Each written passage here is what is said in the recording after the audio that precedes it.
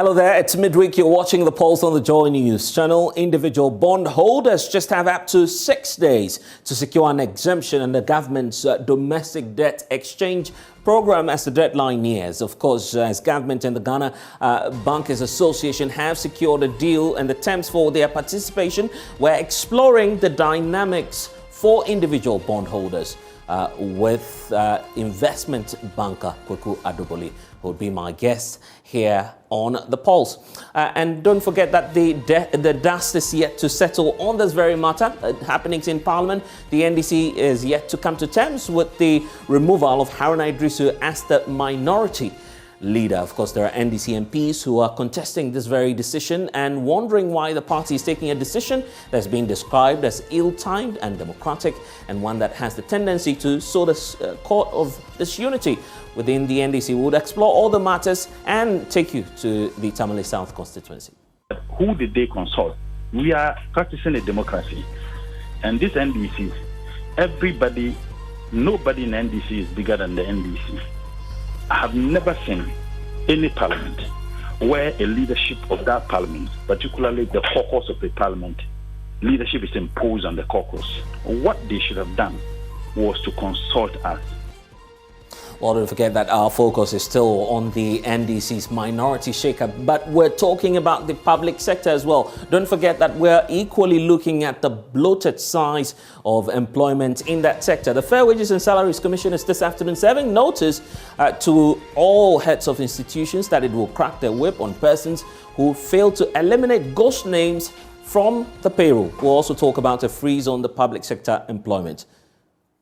We want to be sure that this year all public sector institutions that are receiving their pay directly or indirectly from government subvention will take first steps to sanitize their payroll.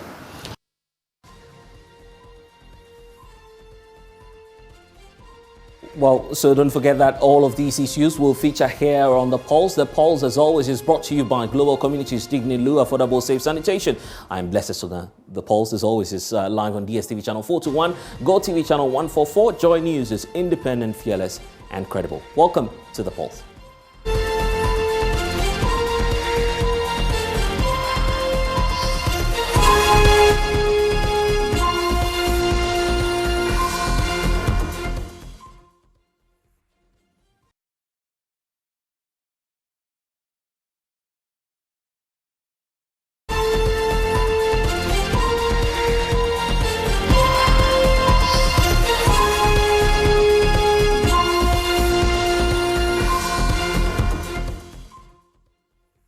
Well, we start off by talking about the economy because individual bondholders have less than a week to secure an exemption in the government's debt exchange program. We do know that a technical committee was set up by the Finance Ministry about a week ago to recommend alternative measures for reducing Ghana's debt and public debt portfolio as we know it. If government goes ahead to grant the decision to exempt individual bondholders, there'll be a need to explore the alternatives under the debt exchange program. We do know that so far the government of Ghana and the Ghana Association of Bankers have made some significant progress on the terms of participation of banks in the domestic debt exchange program. So let's give you a sense of the key agreements that was reached between the government of Ghana and the Ghana Association of Banks. So here are a few points that you need to know. That there will be a 5% coupon payment for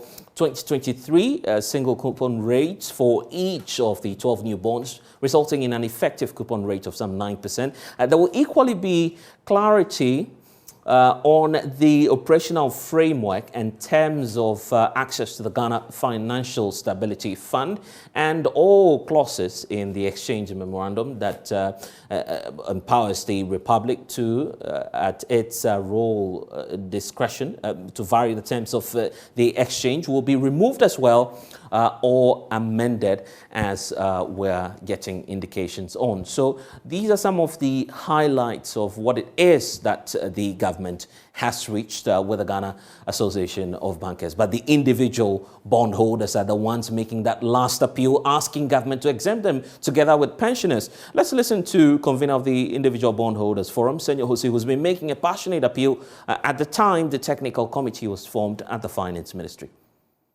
That the rest of Ghanaians are also aspiring to be here. You're also crushing the hope of they also being here. So practically, this has to do with every single Ghanaian. Your chance to win, your chance to thrive, your chance for your aspirations to be realized. We will work together to solve this. As the technical committee sits, will there be a review of your stance? Review of our stance. Well, we have asked, look, those who don't really know me, maybe I'll let you know, and you can probably speak to my former constituents. My policy positions are always thought through on a balanced scale. You always have to think about other people and look at what's functional. Like I told the minister, I own businesses that are negatively affected by it. I am an unemployed graduate. And as an unemployed graduate, if my businesses are negatively affected by it, it is a big deal.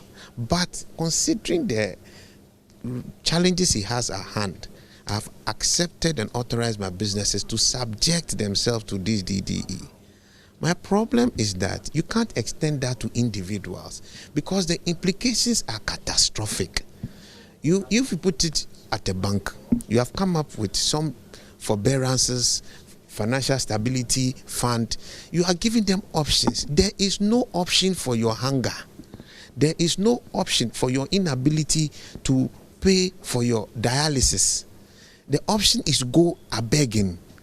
There's no option for all the work you have done to throw your dignity away when it's no fault of yours. What crime have they committed? None. Well, what we do know is that with less than a week to that debt exchange deadline, we're asking that question as to whether or not it's even feasible for government to exempt individual bondholders and still successfully implement the deal austerity plan with the International Monetary Fund. Of course, the government says all it's doing now is to do so we're able to meet that target of the IMF by reducing our public debt portfolio. Will that work if we exempt the individual bondholders? Because, mind you, the Ghana Association of Bankers have secured a deal already with the Ghana Association of Bankers. So, guess what? I'm being joined now by Kweku Adoboli. He's an investment banker, and it's such a pleasure to have you. Welcome to the Pulse. Yes, indeed. Happy New Year as well. It's not too late to say Happy New Year. Let's get to this. We need to make our viewers follow what's happening. So, here's what's happening as we speak. We do know that the participation target, according to the Finance Ministry, is that they want to seek some 80%. That's the target for the Finance Minister of those who subscribe onto the Domestic Debt Exchange Program before we roll onto the IMF program. Now, we know, however, that that question has always come up as to whether or not this is a binding one or not. The minister has provided some answers to that. Kweku, that's correct. He says it's not binding. So we have a sense that it's not going to be binding as of now. Beyond that as well, there are more issues to explore so that our viewers are able to follow. So let's go to the next slide, which talks about even issues relating to the shifted timelines which government has done over the years. So there was a mass rejection when government announced this plan to extend the debt exchange program to the domestic sector. Of course, the first deadline was the 19th of December 2022. That didn't work, so government had to revise that, obviously, to the end of last year, which is December 30, 2022. Then we started off this year. Of course, on Christmas, government gave us a sense that they were going to extend this, and so they're going to work with the new deadline. And this is the new deadline we have here, January 16, but it didn't work. So the Finance Ministry decided to engage before the very last one now, which is January 31st. At that point, we got a sense that we're going to involve individual bondholders because government didn't give that clear timeline that is what was going to happen. So that's where we are within this window, last 6 days for the individual bondholders to try and make a case as to whether or not they would have to be exempt at this point. Yeah. And that's where I want to get your thoughts, Kofi, Kweku, because there's the issue as to whether or not there's indeed the alternatives for us. Okay, so wow, there's a lot to work with unpack, there. Yes. I'm just going to go first to your point about the debt exchange program being non-binding. It's very important that that we understand what that means. Right. You know, the government went to the Attorney General and asked for advice as to whether or not they could compel the bondholders to accept the new terms. Right. The Attorney General said, no, you went into an open contract, you can't just change your contract. Yeah. You agreed to take money from someone, you can't just tell them you're not going to pay them. You have to agree with them what you're going to, what's going to be the way forward for between the two of you in the agreement. But there's a much more important part about this idea of non-binding, or that it's that people, it's non-compulsory. What it means is that if everyone accepts the change from the old bonds to the new bonds, what they're effectively agreeing to in a non-compulsory way is that we're changing the amount of interest that the government pays. Going from government paying 21% blended across all the maturities down to 10%. And because it's voluntary, the government and the Bank of Ghana and all the regulators going forward will be able to turn around and say, wait, you've all accepted that actually the rate for Ghanaian local bonds is around 9%, not 21% anymore. That makes it a much more, going forward, structurally stable environment for issuing more debt. Because the issue is that, of course, if you pay 21% interest on debt, let's say you have $100 million today. You pay $21 million out today. Next year, you'll pay another 21 million. In 4 years' time, you've paid 81 million plus interest, right? So that means that if you're paying 21% interest every year, every 4 years, or actually every 3.5 years is the real calculation, you have to double the capital base. And of course, you can't expect for the Ghanaian government to double its output every 4 years. It's impossible, right? And so actually it's absolutely necessary that we drop the interest rate down from 21 down to 9. It actually needs to be lower, but for now, that's as far as we can get, and it actually changes structurally the economy. What government told us was that there was going to be a zero rated coupon for this year, 2023. That's been reversed with the banks. We're dealing with 5%. Yes.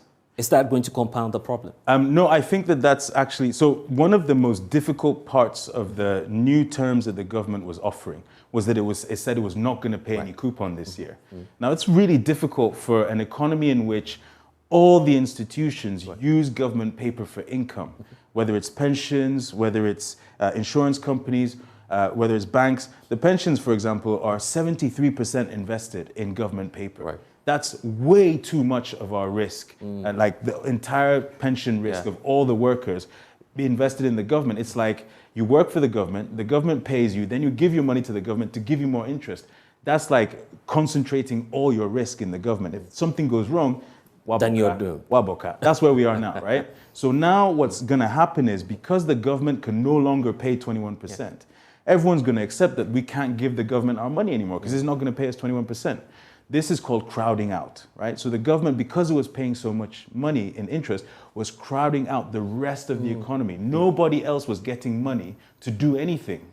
And so as a result, the government, of course, as a result of that, is unable to pay that interest. But number two, the rest of the economy is suffering. So this restructuring is actually very important because one of the unintended consequences, or maybe not unintended, is that the crowding out will be reversed. And for people to earn 20%, 21% anymore, they need to go and do some proper work. The bankers need to work, the investors need to work, and they need to find opportunities that will generate that profit. But there's that passionate appeal, exempt individual bondholders and those who belong to the pensioner class, amounting to some 10 billion. But here's the bigger picture. Bonds to be exempt just to meet that target. Of course, government is indicating that it wants to reduce public debt by some 130 billion in all. That would have been 70% of the total domestic debt as of September last year. Looking at the amount we're dealing with in terms of the individual bondholders and then the pensioner class, it would just be amounting to 10 billion. We'll explore the alternatives shortly. But let's move to the next point and paint that picture. So the next slide would give us that the sense of what's happening right now. This is a picture of what's happening to our economy right now and what the projections are. The World Bank is saying, well, 2.7% expansion, that's what they're projecting. And that's similar to the rate of the IMF, because the IMF is dealing slightly higher than the World Bank figures.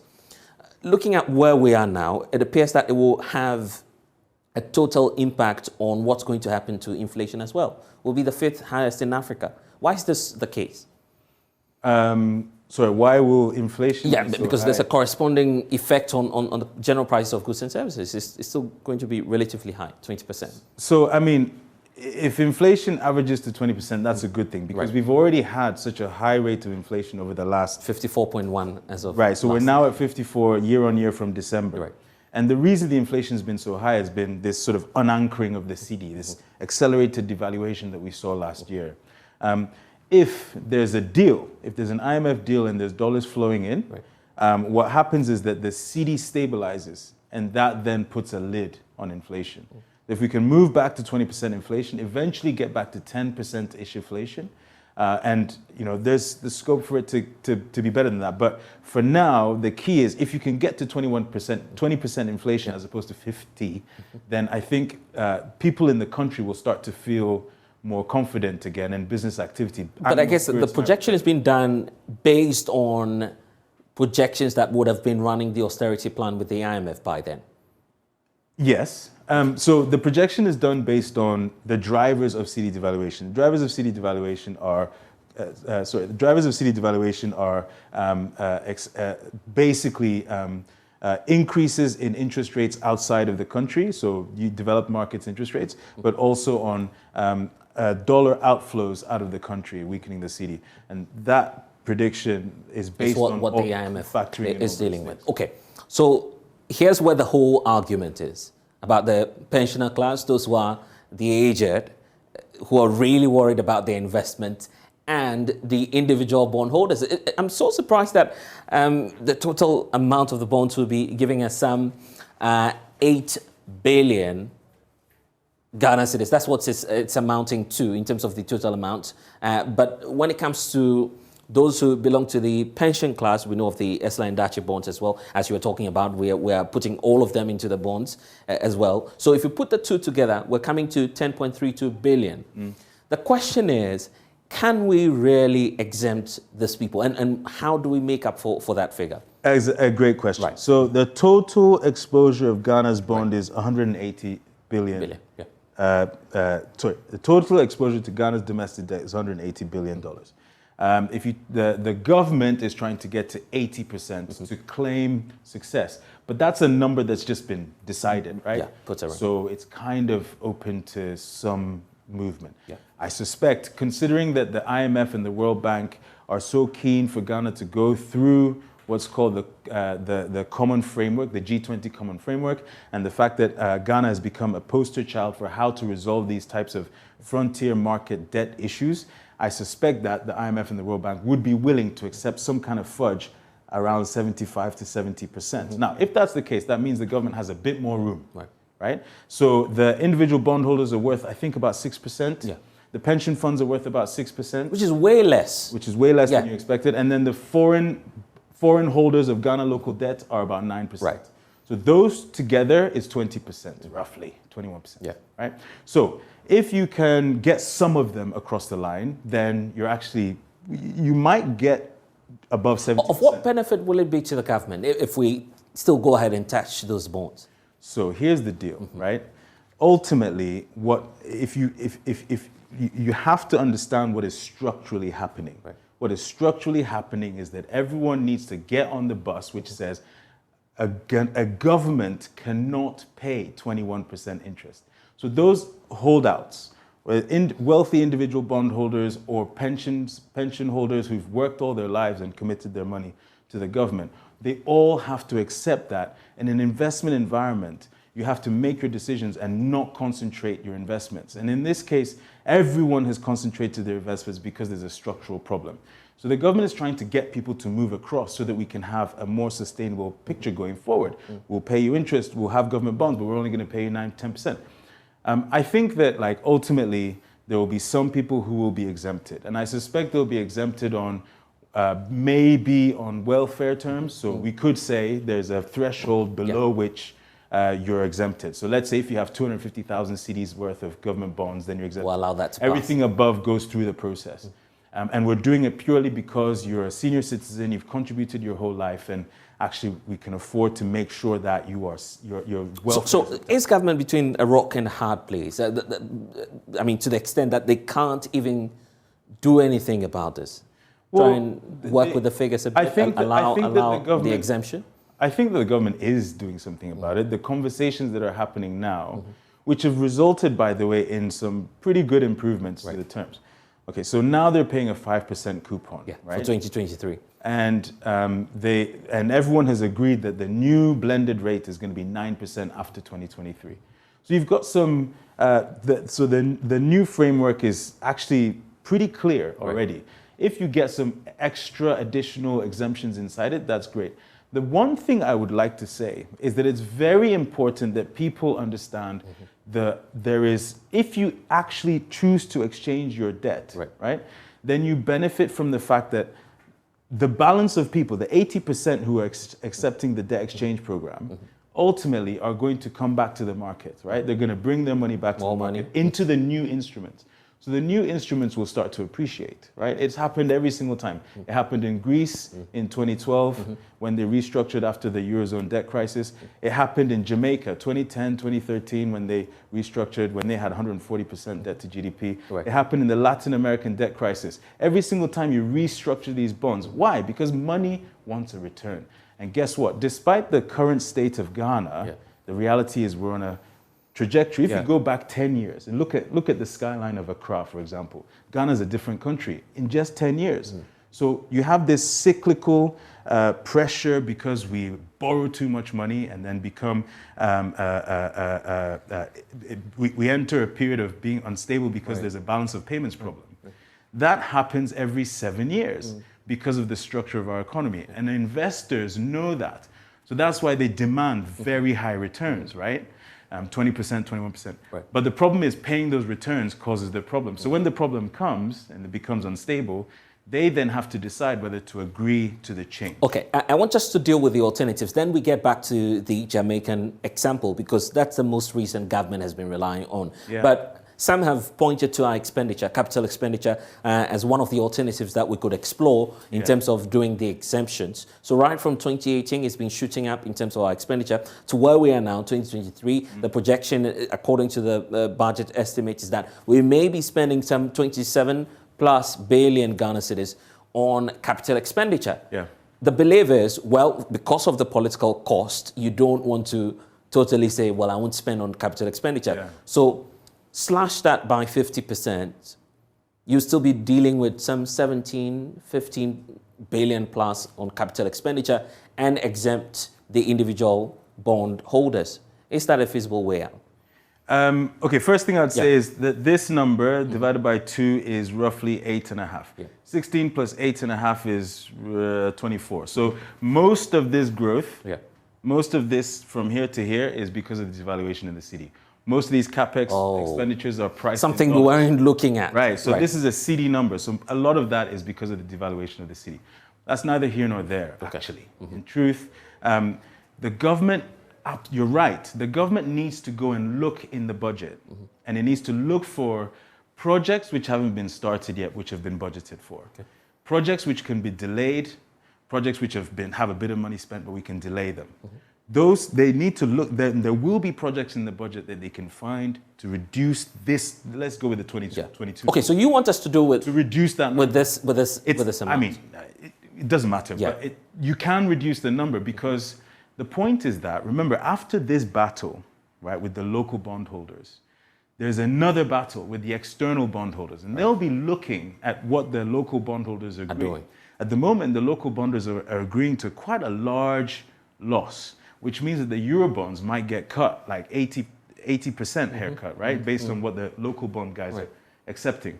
Now, for the Eurobond guys to accept that, because they're all sat in London, they're like, okay, fine. You need to show us that you've done the work. Show us that you've reduced your capex. You've looked for areas in the budget, because right now the budget is rubbish. That's what they'll say. And then there'll be pressure on the government to reduce it. We've all been saying this. You have to reduce your expenditures. Don't build a cathedral. You need to do X, Y, Z to find some money, because if you don't find that money, then the bondholders won't go along with you, right? So the external bondholders who are now staring at a massive haircut will need to see that the government has found what's on top of your head in terms of some of the capital expenditure that we can do away with?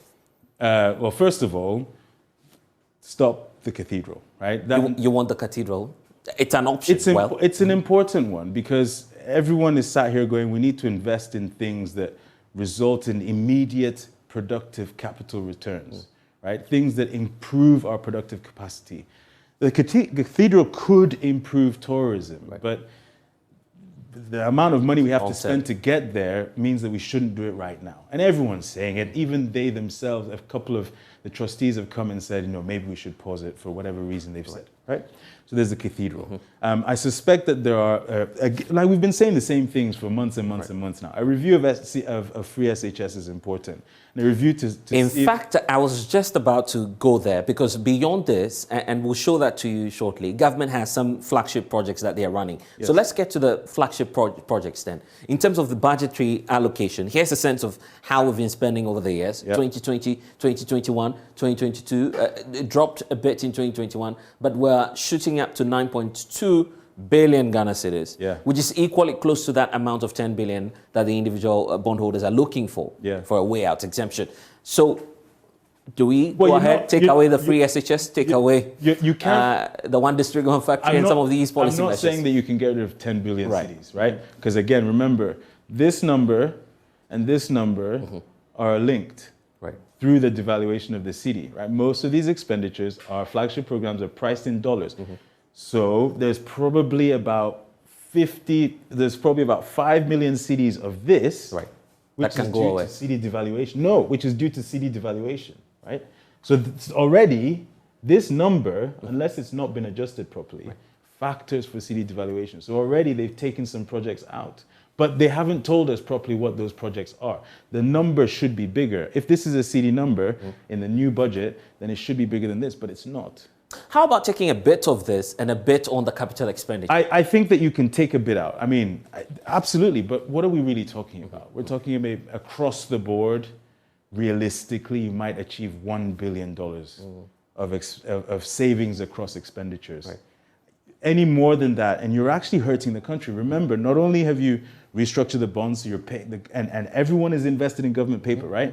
In Ghana, not only are they invested in government paper, all business is really controlled by government because all the money goes to government, so the government makes all the decisions, right? So that's another thing that has to change right now because it cannot be the government who make these decisions, because if the government makes these decisions, then ultimately the private sector is not able to have any influence over these numbers. And so the power has to shift now to the private sector to get given the money directly, to spend that money transparently, and then to see the gains in the economy overall. The government cannot be so central to a lot of these things. So you agree that we can do away with the individual bondholders?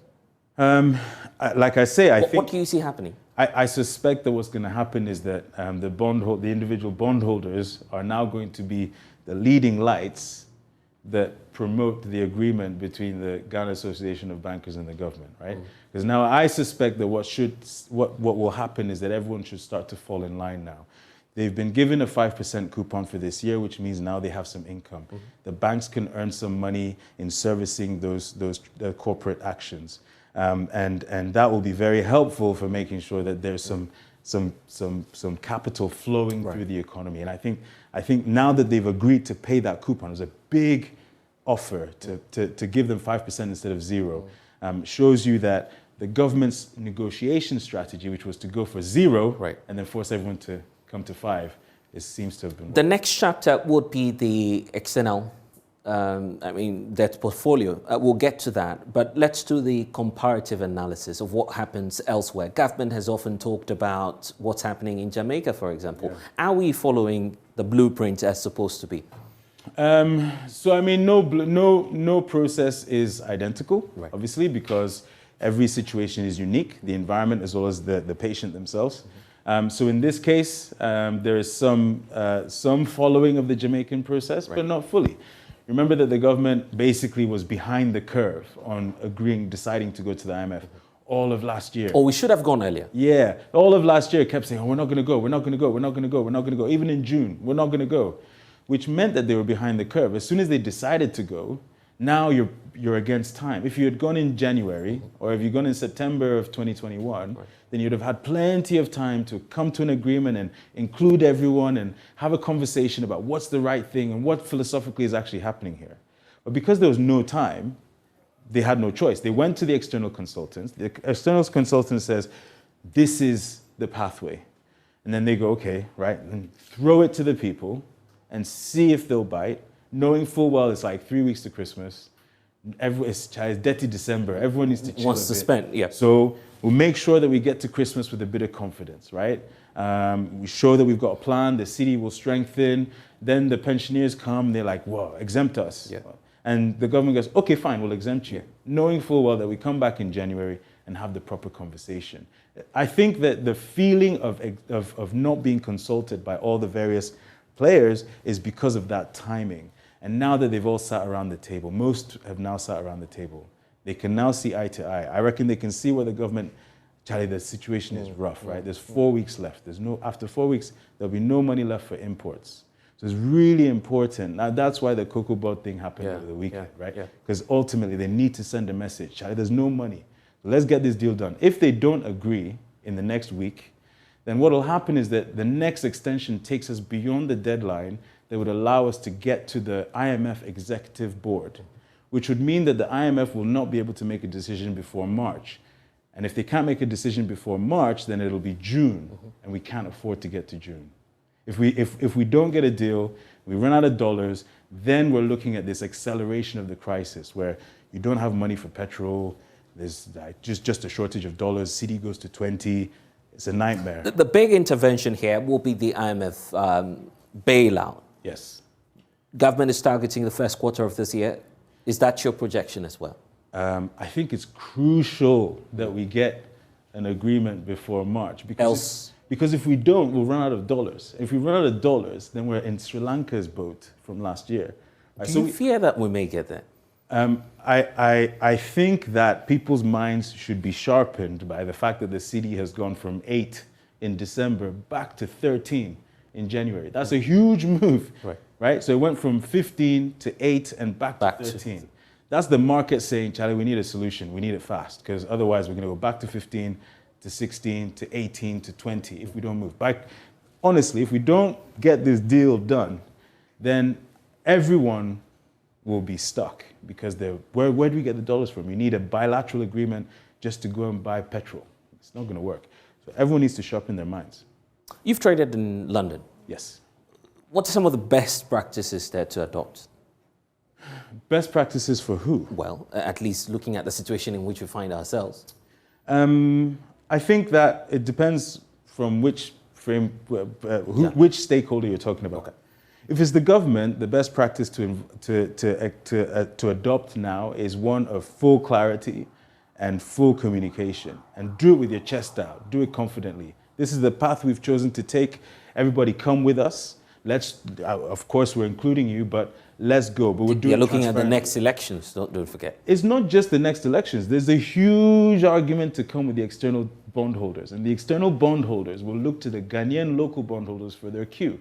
Whatever the Ghanaian bondholders accept is what will flavor the terms for the external bondholders, right? So it's really important that the government says, hey, Charlie, we are all the ones, we day for ground now. So come, let's go together because guess what? There's $28 billion that's owed to external bondholders. And that needs to come down way more than the CDs comes down. Because it's the exposure to dollars that really weakens, leaves us exposed to CD devaluation, right? So if you can fix that problem and haircut the external bondholders from 28 down to what, 10? That'd be amazing. We're going back to the IMF 17 times. Or 16. Yes. Yeah, 16, 17. This will be the 17. Okay, 17. Downward spiral is what some describe our economy to be. We're always going back to the Bretton Woods. Yeah. What's your diagnosis of the problem? So I don't know whether it's accurate to call it a downward spiral if it's persistent, right?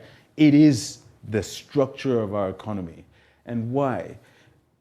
Basically, it's because our business model is grow and sell, right? So grow some cucumbers, grow some passion fruit, mangoes, pineapple, and send them to London. Or dig and sell, dig some gold, dig some lithium, give it to the white guys up in London, right? That's our business model. And the worst thing about it is, not only is that our business model, we only take 10 pesos in the city, or best case for oil is like 18 pesos in the city, right? Or 18 cents in the dollar for the stuff that we are producing. So that business model leaves you constantly broke. And if you stay with that business model, you will stay broke. It's simple. The only way to fix it is to change the structure of your economy so that you're creating stuff. You know, don't import cereals juice from South Africa. We've got tons of pineapples, got loads of workers, make juice and sell it to the people, right? Keep it inside. That's just juice. Everything is up for play. And Ghana is an economy where, because so much money gets given to the government, no one has money to invest in the stuff we need. So we literally just play this game where the government goes and borrows some dollars, throws it into the economy, then everyone basically borrows those dollars and then goes and buys toothpicks or cereals juice or some tatty stuff from China, right? And bring it back, or buy oil, bring it back in, right? And so the point is that you can't have a model where you borrow dollars, give it to the people and say, hey, go and buy stuff from China. Because why? If you go and buy stuff from China, you're not creating jobs for our young people. But it's not as though we've not made attempts to industrialize. Look at government's policy, for instance, of the one district, one factory. Yeah. So the government gets criticized. I'm not here as a government show, but the government gets criticized for 1D, 1F. No one ever stops and goes, wait, someone 4 years ago, 6 years ago, 8 years ago thought, maybe we need to industrialize, so let's make a program. The efficacy of the program is a whole different story. And that's a story about our efficiency, transparency, and we as a people, our structures, and whether we can build, whether our system works. That's a whole different story. But someone 6 years ago, 7 years ago, sat down and thought, we're gonna need import substitution. We're gonna need to increase productive capacity. So let's make a program. Whether or not the program has worked is another matter. But the fact that that program is in place should be a message to everyone. The goal is to replace imports, increase productive capacity, and ultimately, because the city has weakened so much, guess what? Our stuff is super valuable. Our labor is super cheap. So we can export that stuff, whether it's labor, whether it's juices that we create, whether it's whatever we produce, we can export it, and our exports are more attractive to outsiders. Imagine how much of our cocoa is being sold via Ivory Coast and Togo or Ivory Coast and up north, because there's a much better return if you sell it in CFA. Right. That means our economy is now geared properly for export. The more we export, the more we earn, because the city is weak. And that should spur us to move towards productive capacity, because we can't afford imports anymore. And we've been reliant on the US dollar. It's not as though we can do without it, since we import some more. But government's unique attempt to wean itself off the US dollar in terms of our petroleum consumption has been the gold for oil exchange. I'm sure that you've heard of that bilateral arrangement.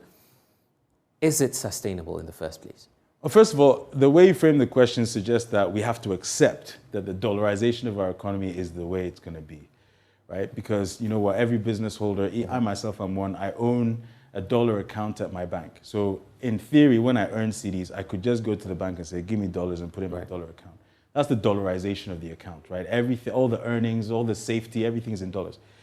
It's very dangerous for us to say that we can't do without dollars. There are many countries who are starting to get to the point of doing without dollars. There's something called the M-Bridge program, which is a central bank digital currency-driven program being run between the Chinese and the Gulf countries and some others. Right. The amazing thing about this program is that it allows them to trade oil for Chinese yuan. They don't need to use dollars. And so guess what? We have this program. Whether or not it'll work is another matter. Right. But we have a program called Gold for Oil. And the point of gold for oil is that rather than exchanging the gold for dollars, which are scarce, and then using those dollars to go and buy the oil, we go to the person who's selling the oil and say, hey, we've got gold. It's perfectly fungible with gold, with dollars. So take the gold and you go and do the exchange, right? Now that will work based on, or as far as the person who is receiving cedis can digest those cedis, right? Let me frame that for you. Yeah. So let's say Total Energies, who are a big seller of petrol in this country. Total Energies earn cedis. What they want to do is they want to sell those cedis and collect dollars so they can take the dollars home to France, or euros, and take the euros home to France. That's what they want to do, right? Now what the government is saying is, okay, we're going to give you gold instead. But to get gold, they have to get the gold from someone. So the gold manufacturer gets given cedis, right? Because the government's not going to give them dollars, they're going to give them cedis. So it depends on how much cedis the gold manufacturer can digest. If there's productive capacity in Ghana for them to spend those cedis on, then they'll take the cedis up to the point where they can no longer spend those cedis. It depends on how much they can digest. So let's say Total Energy spends $50 million worth of cedis inside Ghana every year. They'll take cedis up to that 50 million. Beyond Once that, we exceed that, then they can't digest it. They don't have anything. So it's not sustainable. So they'll start pushing back. It becomes sustainable if you increase your productive capacity inside the country. The more service you can make Total pay for in the country, the more cedis they can digest. The Gold for Oil program only works if you also have an increase in productive capacity.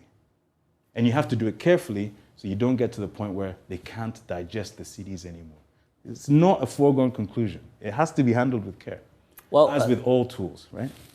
Anyway, how long do you think it would take us to get back to normal? I don't know what's normal at this point, and I don't know what reference point to use, but in your sense of normalcy. Let me ask you a question. In 2014, the cedi devalued between 2013 and early 2013 and August 2014, so about a period of a year and a half. Right. Not dissimilar to what we've just been through, right? How long did it take to get back to normal? You went to IMF 2014, 2016, there was 2017, there was a new government, and then somehow they got out, they did some stuff. It felt like it was recovery. Working. Then a few years later, COVID got in the way. A few years later, we're like, oh, this is not good actually. So how long is a piece of string? I suspect there's a chance that if we're lucky, we get a deal quickly, and then the outsiders, the Oyibos up north, see us favorably and decide maybe they'll give us some FDI again, then there's a chance that we recover very quickly. Mm-hmm.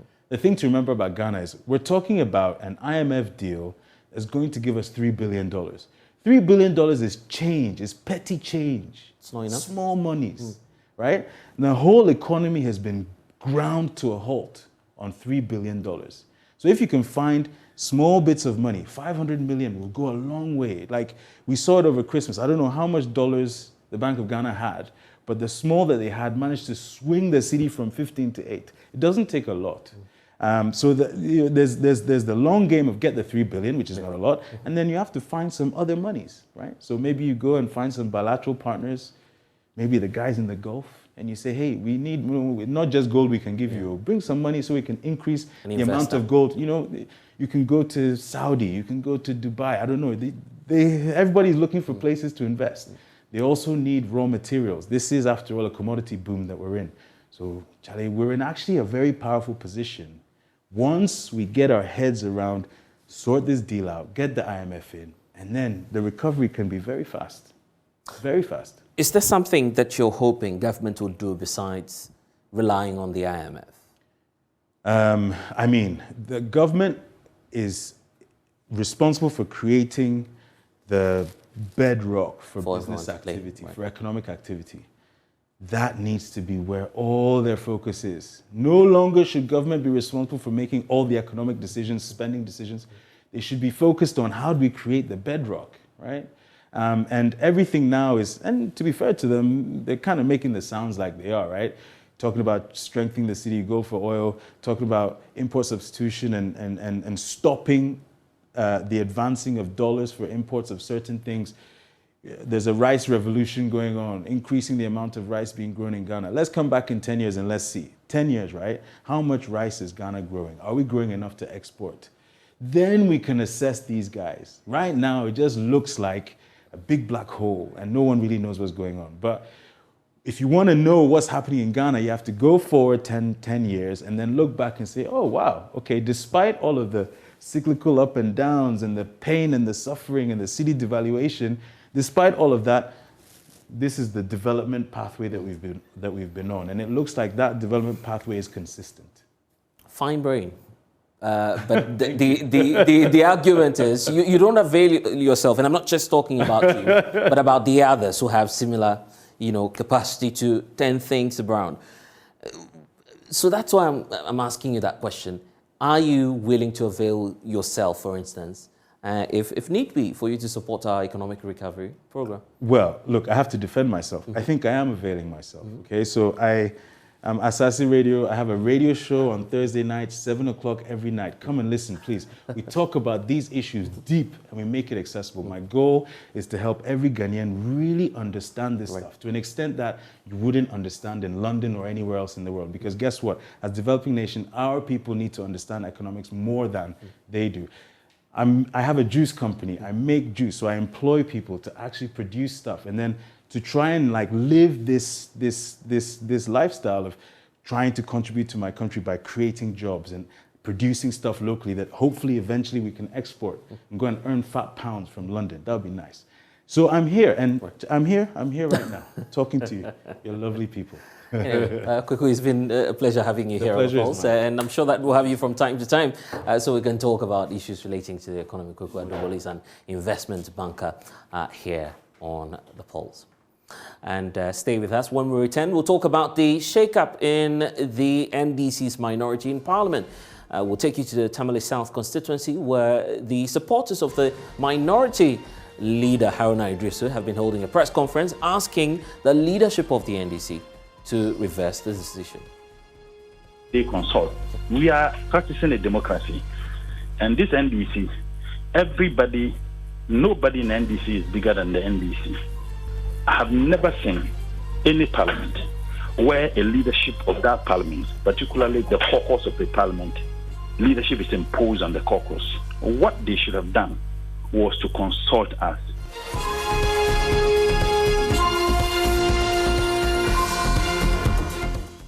Let's talk about the NDC now. The dust is yet to settle on the removal of the minority leadership in Parliament, and already some NDC MPs are questioning the decision, describing it as ill-timed and democratic, and one that has the tendency to sow seeds of disunity in the House. The General Secretary of the National Democratic Congress, in communications, the Speaker of Parliament announced the MP for Ejuma-Kwesi Nyan, Dr. Kesela Toforson, will be the new minority leader. He will be assisted by Emmanuel Amma Kofi-Boa as deputy and Kwame Gavins Agboja as the new minority chief whip. Here's the national chairperson of the NDC, Johnson Asiedu Nketia, telling me yesterday why the NDC took that decision to do this new shake-up. A letter from headquarters signed by the General Secretary, the new General Secretary, Honorable Fifi Fiavi Kote, communicating formally to Mr. Speaker changes that we have made in our front line in Parliament. That is indeed true.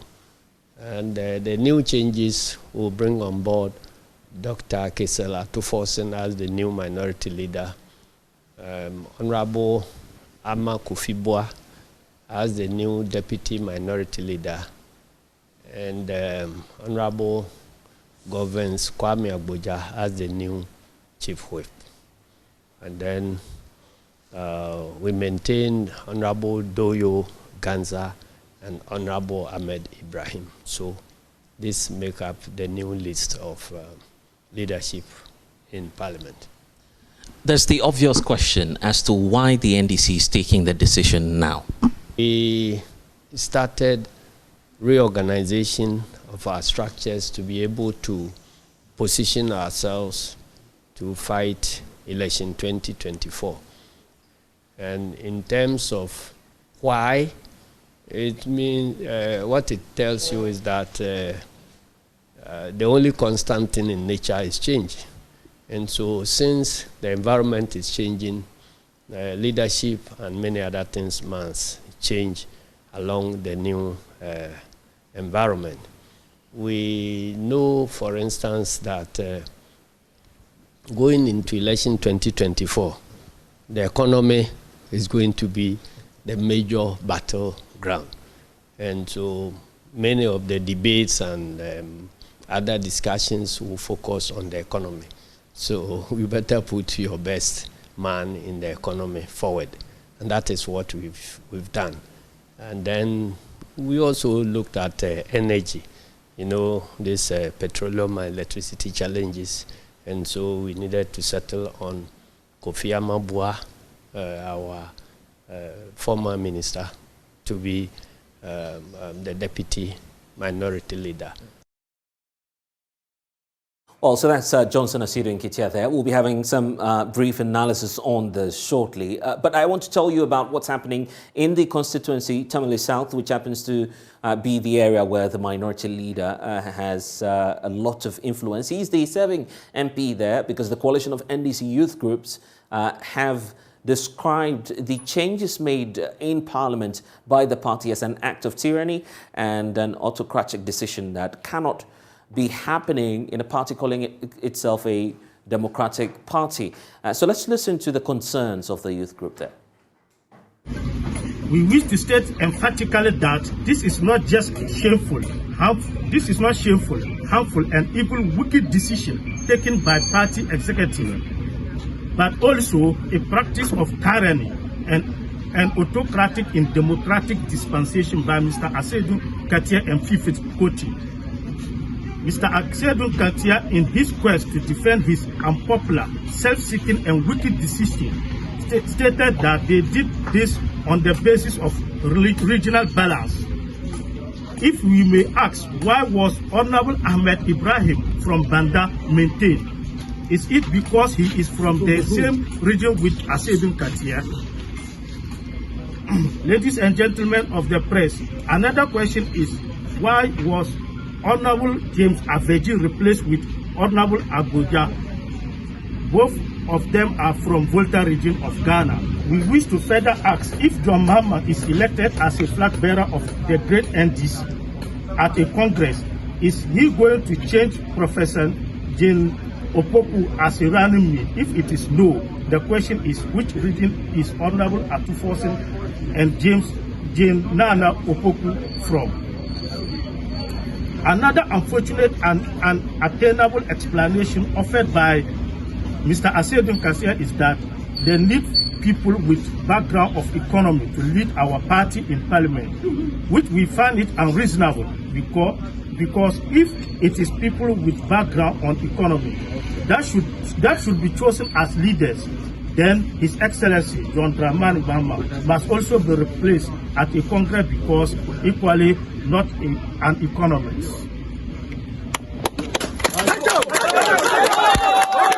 How many of our previous leadership from Parliament were economists? We wish to send a word of caution to this self-seeking national chairman and general secretary that they should prepare to continue to be in opposition with their self-seeking and parochial interests because we will not compromise Honorable Haruna Idrisu in replace of anybody in the party, not even the former president. We also want to bring to attention of the former president that these people purported to be his loyalties are rather his saboteurs and enemies. So far as we are concerned, we therefore call on all meaning people and stakeholders in the great NDC as a matter of agency to intervene and overturn this unpopular and wicked self-seeking decision that may deny the party, deny the NDC of victory in 2024. Again, once I want to state emphatically and equivocally that Honorable Haruna remain our role model as youth in the northern region, and we look forward to see him progress, and no amount of vilification or intimidation will bring him down. Thank you. so that's the latest in Haruna Idrisu's own constituency. In fact, we'll be crossing over there to check the latest of what's happening. But the party in the diaspora is beginning to get worried about this. I want to bring in now Benjamin Kofi Kwashe, who happens to be chairperson of the NDC Council of Elders in South Africa. He's joining us live now. And Benjamin, it's such a pleasure to be hearing from you live from South Africa. Why is the party there concerned about what's happening here in Ghana? I think the diasporan part of the National Party has always gotten a role to play in everything the party does, because as I indicated time before, we are the branch that is in the diaspora, and whatever affects the party back home also affects us. So now you have a group of NDC, aggrieved youth within the NDC who say the decision by the party leadership is undemocratic. What's your take on that? And knowing that this has the potential to crack your front ahead of the crucial elections in 2024, there's the question as to how there could be remedial measures that will be deployed to solve the problem. I beg to differ. I think that we should contextualize this whole discussion and take out the tribal bit out of it. I've seen demonstrations in Honorable Haruna Idrisu's constituency, and I want to believe that NDC is a very democratic party. So at any point, the party hierarchy, as per the atmosphere, can decide to make some decisions that will benefit the party. These decisions, some of which can inure to the benefit of all that are involved in the party, or some of them may not be happy about it. But that shouldn't also enable us to go back and run our mouth and say all the things that we are saying, because a minority leader, what does it mean to be a minority leader? A minority leader means a member of parliament designated by the party, having the largest strength, and that is not the party that has formed government.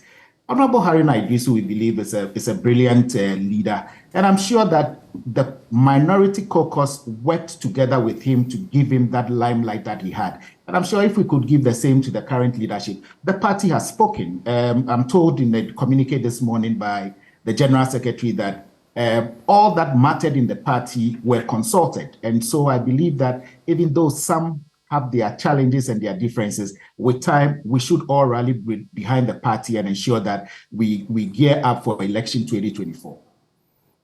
The report, very unconfirmed, but of course it's in the grapevine, so I'd ask you about it, about personal egos at clash here, a reason for which we're seeing such a giant political figure, Haruna Idrisu, taking off such a sensitive position. He's done well as the minority leader, you agree? Absolutely, I agree with you. Haruna Idrisu, Honorable Haruna Idrisu has been and continues to be one of the best MPs that the NDC party can ever boast about. But there's a new leadership that has taken the helm of affairs of the party. I'm sure they also have a plan of action that they want to execute. In doing that, politics involves a bit of loyalty here and there. I'm not going to use that now, but I'm going to believe that whatever the party has decided on, I'm told in the communique that the party is going to meet the Functional Executive Committee, and also everybody that's is involved has been consulted. I should believe that. Look, we are not happy. Most people are not happy. Everybody believed that Haruna was the vibrant leader that we had, and I'm sure that if we give the same support we gave to Haruna and we give that same one to Honorable Atuforsin, the party will come out stronger. All the help. Remember, Haruna has not issued any statement to say he's not happy or whatever. What I know is that whatever the party decides on, Honorable Haruna Idrisu is going to support it. And at the end of the day, it will inure to the benefit of the NDC. But by extension, you're saying that Haruna has to accept the decision? Haruna, he is the leader of the caucus. And the caucus is there on behalf of the party. The party has taken a decision. I know Honorable Haruna to be a very principled and a democratic person. And if he had any other source of reprieve that he want to address, he will address it with the party hierarchy. I've seen some members of the NPP, for instance, talk about the fact that by this sole decision, you signed your quote death warrant. Of course, the likes of the deputy spokesperson for the NPP or National Communications Director is already giving that sense to the public that you have nothing to offer as a political party, and that's why you're not even able to keep a united front with less than 2 years to the next elections. Do you hold the same view that taking this decision may affect your electoral fortunes?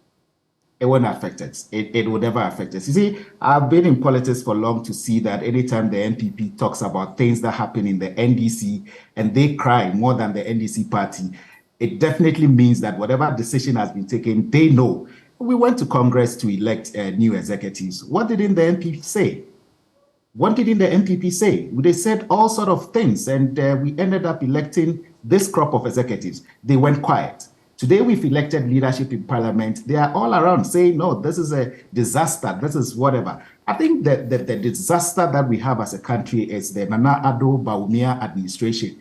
They are scared of reshuffling. They have. I was listening to your panelists earlier on, and I can say without any shred of doubt that we should not focus on the NDC as an opposition party changing its leadership in parliament. Rather, we should continue to delve into the issues of bread and butter for the ordinary Ghanaian citizen.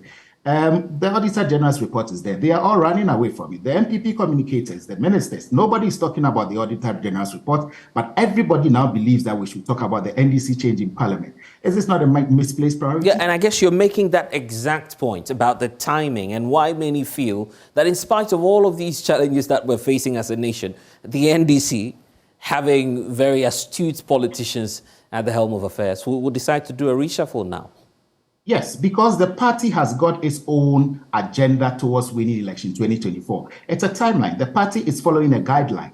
So if the guideline is to change leadership at this time, we wouldn't wait for any other person to tell us the time to do the change. We'll do the change now whilst we focus on letting the Ghanaian people know that this government has run the country into a dish and this government needs to be changed.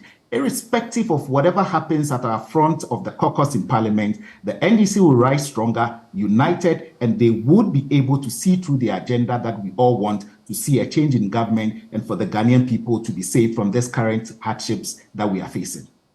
Well, Mr. Kwashi, the MPs themselves are beginning to speak on this matter. I've heard from the South Dying MP, Nelson Dapiamakbo. I've heard from the likes of Ibrahim Mutala, who is out there saying the decision is not right, in as much as he has some personal issues with the current crop of leadership, now immediate past leadership of the minority in parliament. So it's going to be a hard time for the likes of Dr. Kisala Toforson to try and repair the ranks, get the house in order, just to face that common enemy that you have as the NPP. The NDC has always come out stronger. I've heard comments that the Honorable Muntaka has made. I've heard comments that Dafia Mekwe and the others have made. Look, one thing you cannot take away from the NDC party is that it's a democratic party. So we allow for divergent views here and there. But at the end of the day, what is going to happen is that all of us are going to rally around what our national executives have decided. There might be grievances that we have. I would advise my comrades in the NDC that, look, this is not a time to run to the president. It's not a time to play to the garrulity. This is the time that we need to rally around our national executive. If whatever we are saying or whatever the aggrieved persons are saying is something to go by, I'm sure they can take it through the National Executive Council or the functional executives and a redress will be made. But we can't continue going around saying that in public domain, thinking that the party has not consulted A, B, C, or D. When in our history as a party, has anybody been consulted and we've made known when decisions were taken to give us leaders in parliament? Haruna Idrisu, when he was made a minority leader, there was somebody that he took over from. Did we hear this kind of agitations? I'm hearing my Northern brothers saying all sort of things about, let's not play the tribal politics with this. It's not in the NDC, it's not in our style. Whatever it is that has happened, it has happened to inure to the benefits of the NDC party at large. We might have our differences, but at the end of the day, we need to rally around what the national executives have said. Whatever they've said, I've not seen anybody quoting any constitution of the NDC party or any other constitution that the party executive had infringed upon in this selection. Whatever it is, there is a good reason for it. Let's wait and let the national executives advice as to why they made those decisions. I saw your interview with General Chairman yesterday, and I think he has given some reasons. And going forward, the party will come out, the chief scribe will tell us exactly what went into that decision, and we would all see that the NDC is the greater party that we should all support. Your party is in its final phase of reorganization. The next phase will be the presidential and parliamentary elections. Some constituents of Tamale South who are obviously on the side of the minority leader, the immediate past minority leader, are already connecting what's happening now to the presidential race. They believe that Haruna Iddrisu is not on the side of the JM camp. I'm told that John Mahama, per the accounts from the General Secretary, has been consulted on this matter.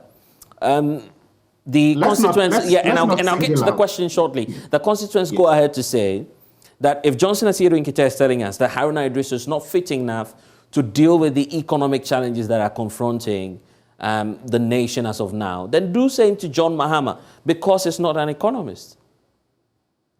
You see, the argument we're making is not here and there.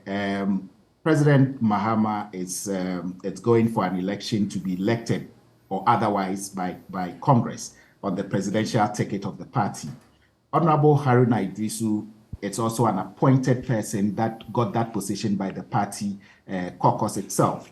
Look, I think my Northern brothers are just blowing this out of proportion. I know how they feel, but the last thing that President John Mahama will want to do is to play tribal politics when it comes to these things. I know Honorable Haruna Iddrisu to be a very good friend to President John Dramani Mahama. There is not anything that President Mahama will do that will not inure to the benefit of Haruna Iddrisu. So I believe that at the right time, now everybody is agitated, people are taking to the streets, people are taking to party offices. I've seen them destroying posters here and there. Whatever it is, President Mahama, after our Congress and conferences, there were some differences. As a leader of the party before the elections, he called all those grieving parties and ensured that peace was made. If you could recall, after the win of Pablo Jojo Pariado, Broja Demfi went to court here and there. We felt that as a party, he had the right to go and do whatever he wants to do to get a redress. But President Mahama called him and the situation was averted. Whatever it is, Honorable Haruna Iddrisu's concerns will be taken into play. President Mahama would ensure that the party hierarchy, including the national executives that have been elected, do what is right. I beg to differ that I don't think that President Mahama and Honorable Haruna Iddrisu have any differences at all. Not so whatsoever. Never. Well, we'll see what then happens. A lot of engagements are ongoing. Benjamin Kwashi, thank you for your time here on The Pulse. I'm sure that we'll reconnect, obviously, as the matters unfold. He is the chairperson of the NDC. You have a final words for your grassroots? Briefly? Yes, I want to. Very briefly. Yeah, briefly. I just want the grassroots to know that, look, the NDC cannot afford to disappoint Ghanaians this time around. There are issues that we are looking at as a party to ensure that we are able to win elections 2024. This is part of the agenda the national executive have come up with. Let's all rally around them. Let's support them. Whatever it is, it's not all of us that will be happy, but the interest of the NDC should be paramount than any of our parochial interests. And I'm sure when we do that, the NDC will come out stronger, and election 2024 will be ours to take. Okay, we wish you all the best then. Benjamin Kwashi, he happens to be the chairperson of the NDC's Council of Elders, joining us from South Africa. And we're still keeping our eyes on the NDC, specifically the Tamale South constituency. Let's connect with Martina Bugri, who's our correspondent there. Martina, a lot is happening there ever since this announcement was made, removing Haruna Iddrisu as the minority leader. What's the latest updates where you are? Now, the press conference that was held this morning, the youth are saying that they are waiting for a response from the party. If that is not done, then they will know the line of action they will take. But for now, what they are waiting for is a response for the questions they have asked the leadership of the party. and they expect that they respond to their concerns. If that is done, then they will take a second decision. But that is not communicated yet. The comments on John Mahama, why are they bringing that up? Yes, when I asked the question, the gentleman who read the statement on behalf of the group, Abdul Rahman, said that Mr. Mahama has been quiet all this while this brouhaha is going on. And so once he is quiet, they believe that he loves it. He's part of it, and that is why he's quiet. If it's not part of it, if he has no hand in it, then he should come out openly and state he has no hand in it. That's one. And also let everybody know that he's not interested in what is happening. Does it look like there will be a demonstration, a street protest in the next few hours if they do not hear from the national leadership of the NDC? I didn't get that question. If you could repeat. Are we likely to see a street protest? What options did they give? That, well, if we don't hear from the national leadership, this is the next line of action. They won't say exactly what they would do if they don't get a response from the national leadership. But they definitely have a plan that would be executed if the first option, which is to address the press and ask these questions, is not resolved. Martina Bugari, I'm grateful. We'll definitely reconnect as and when we have some more updates for you. But you have a lot of content at myjoyonline.com to check out. It's time now to talk about the Labour front as well. The Fair Wages and Salaries Commission has served notice that it will crack the whip on institutional heads who fail to eliminate ghost names from their payrolls as it begins the sanitization of the public sector workers' payroll. Chief Executive Officer of the Commission, Benjamin Arthur, says as the 30% base pay increment on the singles salary structure is taking effect, it is imperative that government also gets value for money. Hence, the Commission will be demanding a performance assessment. I caught up with him at his premises just to find out why. 30% base pay increment is taking effect this month. What message do you have for the worker population, if I could describe them as such, as this very policy measure is taking effect this month? Thank you for the opportunity. Let me take this opportunity to greet our viewers. For the workers of this country, we have a special group. That is the public sector workers. The 30% is a welcome news for all public sector workers, and the feedback that we're getting is positive. Of course, it's government's responsibility to cushion the worker. Even though we were not able to meet the full expectation of the public sector workers, I believe this will go a long way to ameliorate the challenges that workers face in this country. Vis-a-vis the economic challenges that we face. But aside that, I must also admit that the percentage increase that we have given has a ripple effect on the private sector. And already some private sector organizations are receiving requests from their employees as to what they should do and what not to do. In simple language, they are also expectant that a similar courtesies will be extended to them. So we have some other institutions, they don't come to us, but of course, through data collection and collaboration, we're able to know what is also pertaining in the private sector. So for public sector, yes, it's good news, but for private sector, it is also more or less brewing into some agitations, and people are beginning to cite our examples that, look, for public sector workers, this has been done for them. Private sector workers need, similar courtesies because we all draw from the same market, and that principally is the argument. Right. We'll talk about the private sector and what you intend to do on that score. But for the public sector, the labor unions were not enthused about the 30% threshold that you finally agreed on. The question is there room for improvement? Are you hoping that in the nearest future some more will be added? Oliver Twist, you can always ask. I will not be able to stand here and preempt that because what we have given is not out of the blue. Basically, what we have is what we can afford to give. So we agreed, the wage fixing mechanism is through negotiation. But looking at government's ability to afford what we have promised, you will not be able to stand here and say that in the shortest possible time we are going to add or subtract. But it's our expectation that the state will be able to mobilize the necessary resources to meet that expectation. In the budget, we had put in to the maximum of 20%. So the 10 extra, which was not anticipated, we definitely must find the ways and means of cutting here, drawing from here and there to be able to patch up the difference. But it is our hope that at least it meets a minimal expectation. Of course, we have specific allowances that are,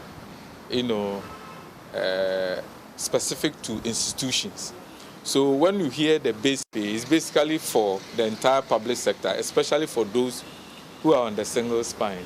But aside that, we have institution-specific allowances that are negotiated with the specific institutions, and that is ongoing. But I must use your medium to plead with public sector workers that we will have to manage our expectations, going forward, even with the institution-specific allowances. You must also understand the fact that you can pay what you have and what you can afford. But aside doing that, this year we are also keen in answering the question, what are we paying for? And when I say what are we paying for? We're looking for efficiency. Efficiency, productivity. So this year we're taking the necessary steps to make sure that institutions will set their targets, individuals will have their targets set, so that at the end of the year, we'll have a measurement period to know what each institution was able to achieve and what individuals have been able to achieve, so that we'll be able to link the score to pay. So maybe for the first time, we should be able to achieve this in this country. But as we speak, the opinion is divided as to what the root cause of this growing agitation on the labor front is. Some believe that we go way back to the base, the single spine salary structure. It's the bane of why we're seeing what we're seeing on the labor front, and so there's a need for us to review it. I recall that came up when you met at the Kwewu Summit. These were some of the issues that came up. What's going to happen to, for instance, the single spine salary structure? Well, I don't know if you are privy to that information.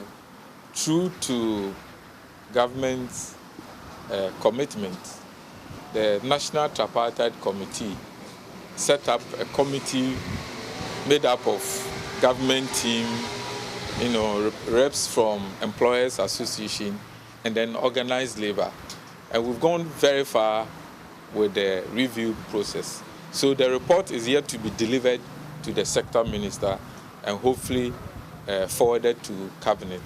And when the decision is made, I'm sure it will be back for either further consultation or for implementation.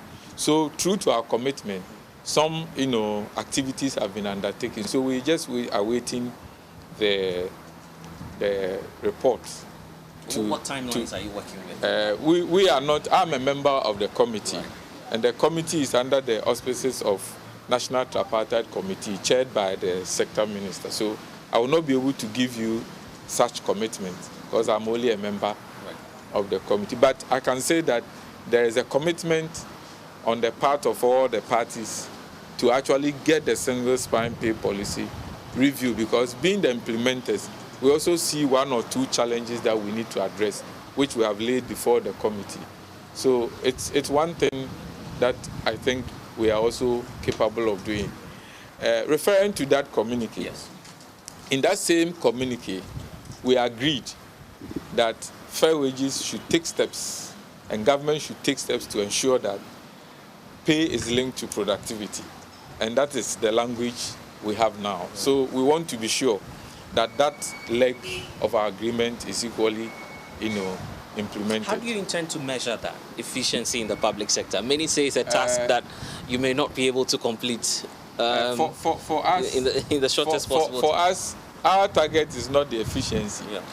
The original mandate for supervising the public sector entities is with Public Services Commission. Where we come in is to advise government on performance management indicators and to be able to link pay to productivity. But going straight to productivity could be problematic because you have to really sit down, develop indices, the culture of the people. You know, you must make sure people are sensitized, people have learned how to go about it and rest. But as for performance management measurement, it's already in the system. That has been piloted for quite some time. So what we're going to do is basically to support Public Services Commission to oversee that activity. And then when you are measured, the score will be given to us. And then we will be guided by the score.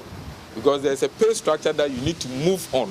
So as you move on the pay structure, I don't want to be very technical. As you move on the pay structure, we want to have your coordinates, your location. And we are saying that your location on the pay structure, apart from on the vertical, which is by promotion and grade, and on the horizontal, it has to be informed by your performance. And we all agree to that. So we need to pilot it, we need to sensitize, we need to train where it's necessary to train. You can't just lob this over people overnight. You're taking away the cost of living allowances as the base pay takes effect. Some say you should have kept it, looking at the level of inflation on the market and a lot of economic developments. Why are you taking that away? Are you bringing something? No, I like your smile. I like your smile because your own smile speaks to the justification of taking it. But the term here is not that we are taking it away. We agreed, organized labor and the employer agreed that it will be implemented over a 6-month period from July to December.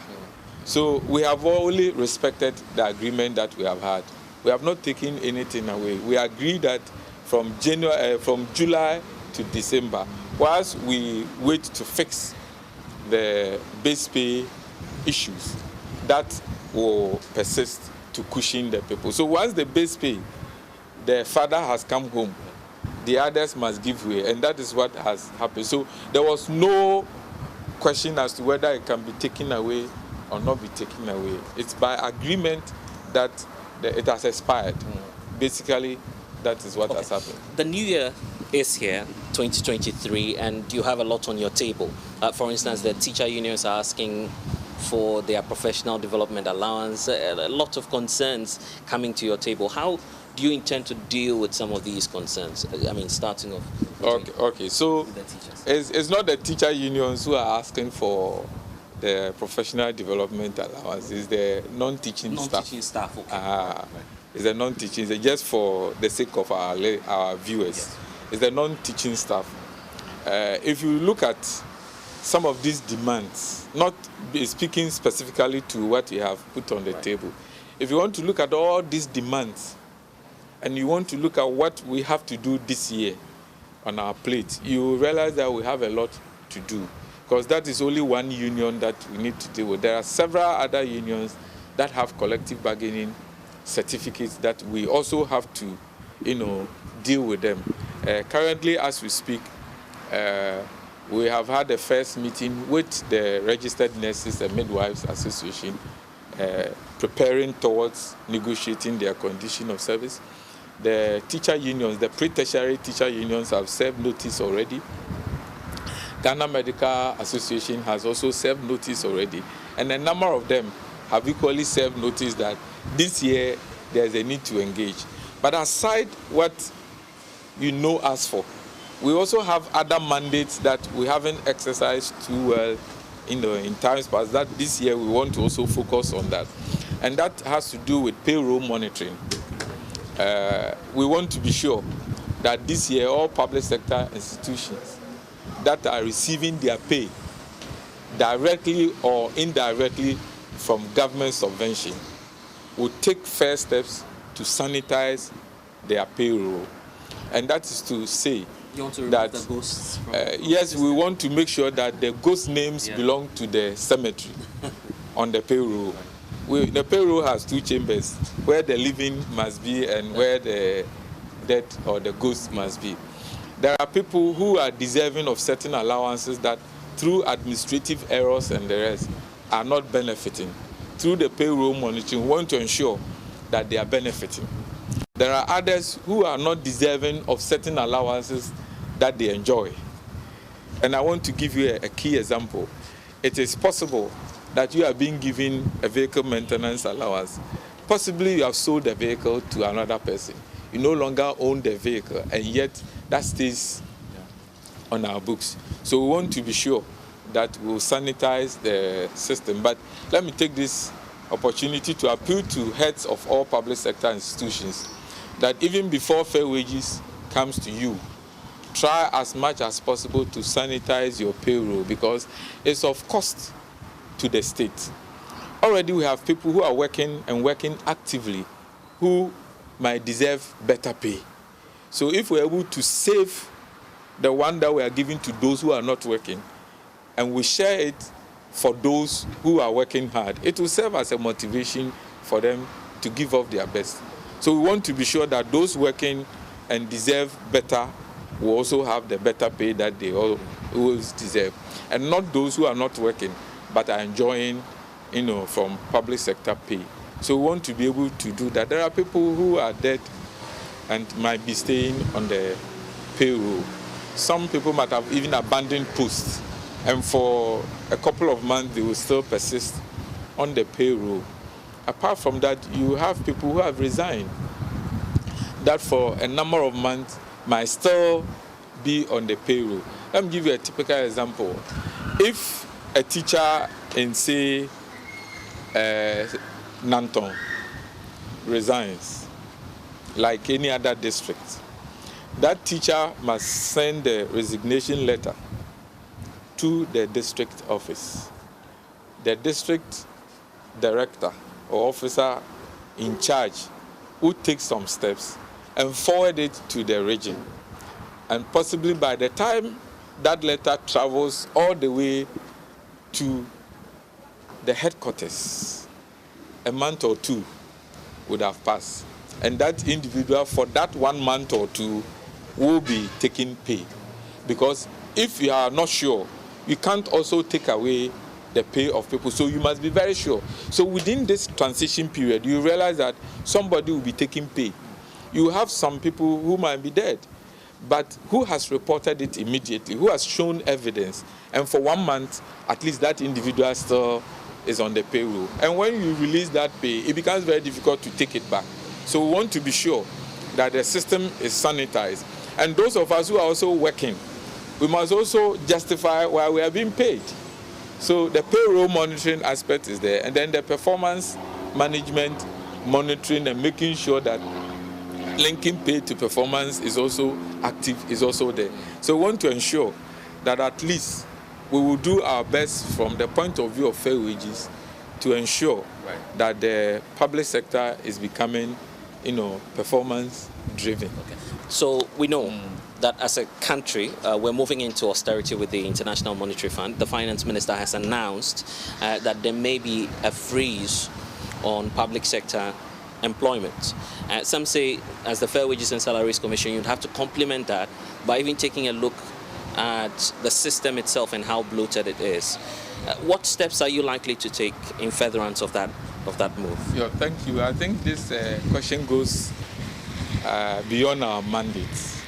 For us, we are pay administrators, and anything that is linked to pay, we give advice. So we will want to limit our discussion as far as pay administration is concerned. But as whether government has put a freeze on public sector employment, that's a policy from the policy maker. But where we support that policy is the fact that we want to be sure that those who already are on the payroll will be taken care of adequately. So from that point of view, then you would want to justify that let's take care of those who are already existing on the payroll very well before we think of others. So if we are in austere atmosphere where there's a need to be extremely prudent with wages and salaries, then definitely you wouldn't want to add to the burden. Our focus for us is the efficiency of the ones who are there. And when we are able to do that, sometimes it might not be justified even taking on more. But I believe in net freeze. Net freeze in the sense that if a technical director of a specific ministry resigns, is dead, or goes on retirement, that place is vacant. For the time being, can you leave that place vacant and you will not be able to make sure that the system is running? So when you get to some of these crossroads, you'll be obligated to fill that vacancy. So when we say freeze, the technical term here is net freeze. It's not just freeze, it's net freeze. So that critical areas, if, for example, tomorrow, the chief executive of Fair Wages and Salaries is not here, you will not be able to conclude that there is a freeze on public sector employment, and therefore there is no need for another chief executive to come and function. So it is net freeze. It's not freeze. I know in the media space it's freeze. It's net freeze. And I want you to borrow that language from us. Go back home and use it. It's net freeze of employment. Finally, let's wrap up on the issue of the market premium. The belief is that it's been tied way back to the 2012 base pay, and you are doing some work on this to try and come up with, finalize the whole situation. What updates are you able to give us on that? For the market premium, of course, there is a freeze. The government white paper, freezes negotiations on the market premium.